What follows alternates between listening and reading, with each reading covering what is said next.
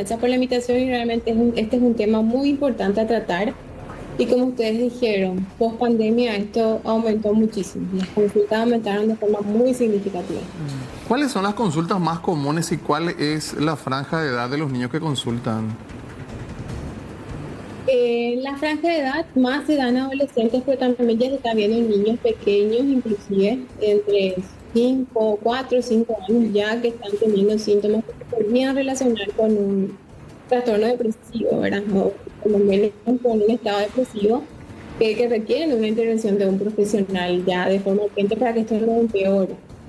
Pero en más se dan adolescentes realmente las consultas sobre depresión, ansiedad o inclusive otros trastornos mentales que podrían ser un poco más graves.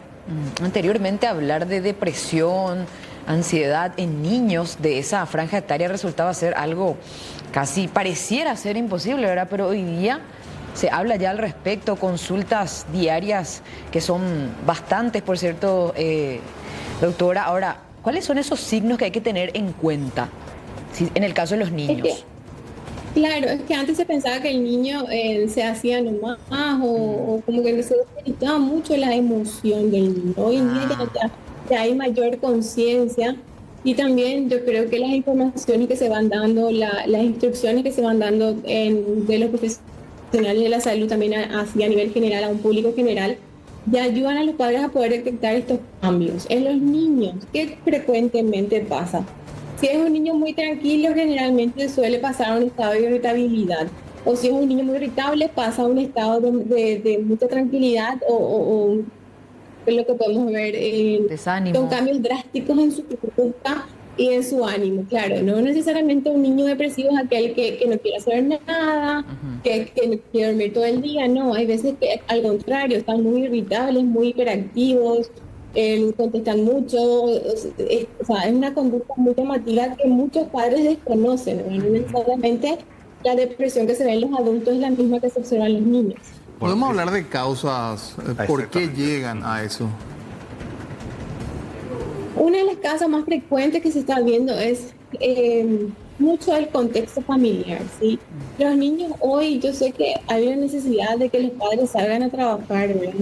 Pero se les descuida bastante y se quedan al cuidado, realmente, yo le llamo al cuidado de las pantallas, porque es la compañía más directa que tienen, ¿verdad? Ellos sienten este abandono, sienten una necesidad de poder hablar de lo que piensan o de repente dificultades que pueden haber en la escuela, que necesitan conversar con los padres, ¿verdad?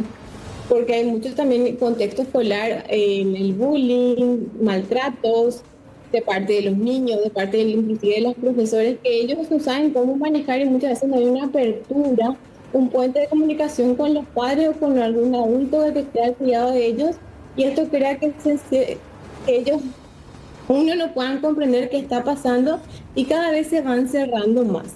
Esas son una de las causas más frecuentes que se ve en niños. Es el consumo de la pantalla, ¿no?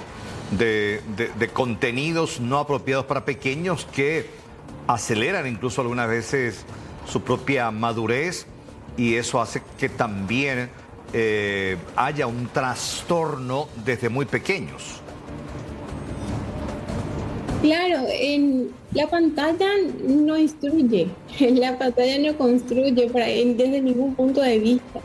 ¿Por qué? Porque la pantalla, si bien ellos consumen cosas que no son adecuadas para su edad, tampoco tienen un adulto que le pueda ayudar a procesar la información que están viendo y crean ideas de repente que no son apropiadas y que crean en ellos pensamientos, crean miedos, incertidumbres, probar cosas que no corresponden, se comunican con personas que no corresponden, porque eso también es una realidad.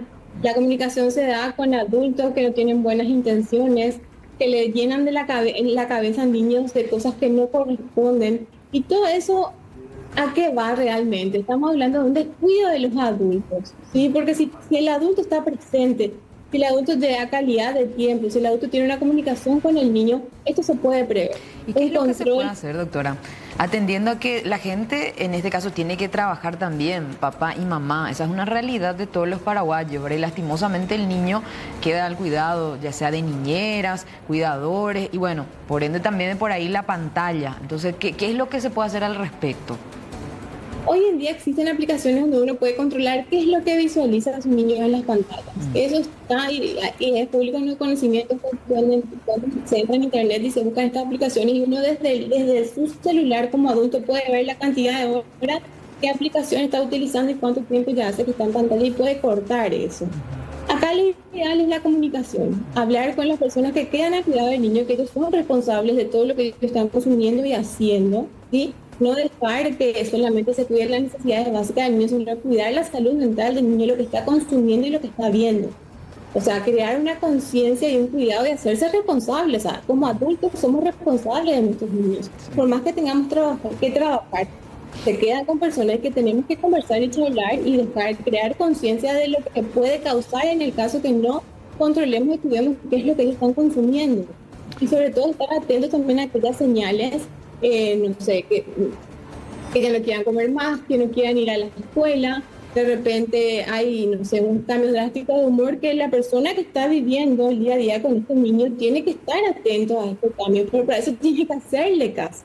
Porque muchas veces están en el mismo espacio, conviven en el mismo lugar, pero no estamos atentos a sus conductas, a sus requerimientos, a sus preguntas, a sus cuestionamientos. ¿Y qué pasa muchas veces? El niño ya deja de preguntar, se cierra y empieza a averiguar en lugares que no corresponden, donde le dan respuestas que no le llevan por un buen camino. ¿Y cuál es? A ver, preguntamos ya del por qué. Detectamos la sintomatología. ¿Cuál es el tratamiento para abordar niños con estas patologías?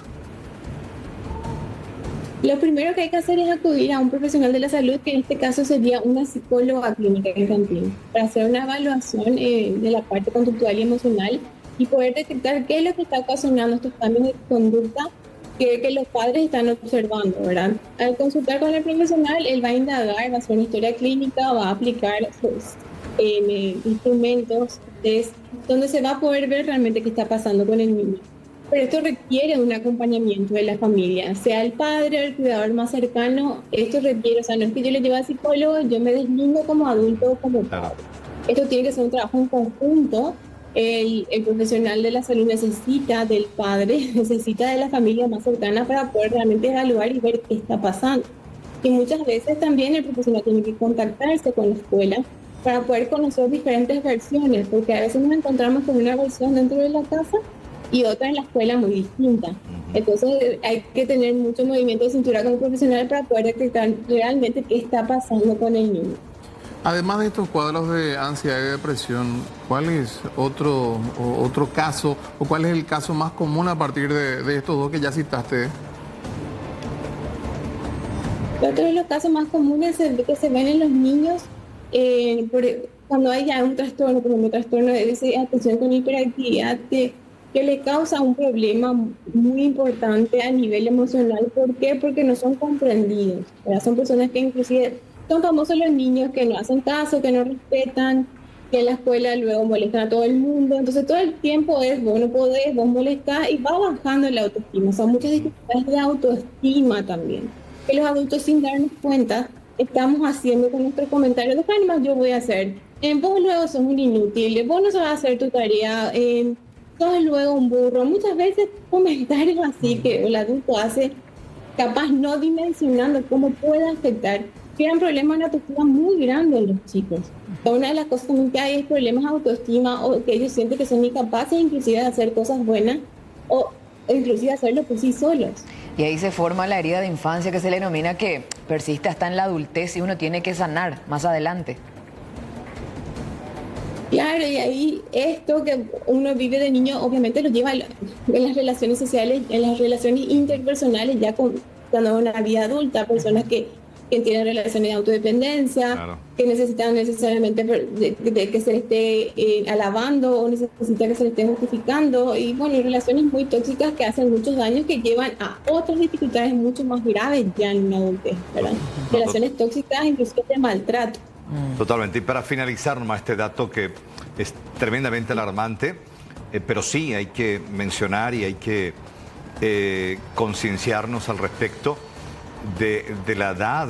Recuerdo no hace mucho tiempo, un pequeño, creo que entre 9 a 10 años, tomar la drástica determinación de autoeliminarse, por ejemplo, Uno pensaría 10 años, pero ocurre. Entonces, la idea es finalmente no llegar a eso.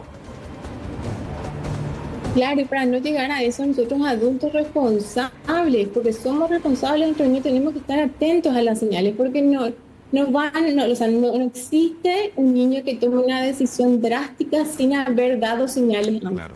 Sí o sí, hubo cambios en su comportamiento, hubo indicios, inclusive el niño trató de poder expresar lo que pensaba, lo que sentía en algún contexto, sea en la escuela o en la casa, en un lugar donde hay mayor confianza, y esas señales tienen que ser captadas a tiempo para poder realmente intervenir, o inclusive se hace trabajo entre la psicología clínica con psiquiatría también, que es muy importante, porque por si sea algo más grave, se debe trabajar acá, o sea, hacer un trabajo interdisciplinario para no llegar a eso, para no llegar a algo de una autoeliminación o inclusive lesiones, se autolesionan también. Eso es algo que se ve también muy frecuente, de adolescentes o inclusive ya hay niños que se lastiman.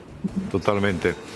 Muchas gracias, licenciada Carmiña Ramallo, por este consejo, abordar este tema en este mes tan sensible precisamente y poner en el tapete la necesidad de acudir en caso de detectar estos síntomas a una profesional de la salud mental. Gracias, buenas tardes. Gracias y a las órdenes siempre. Sí, hasta luego.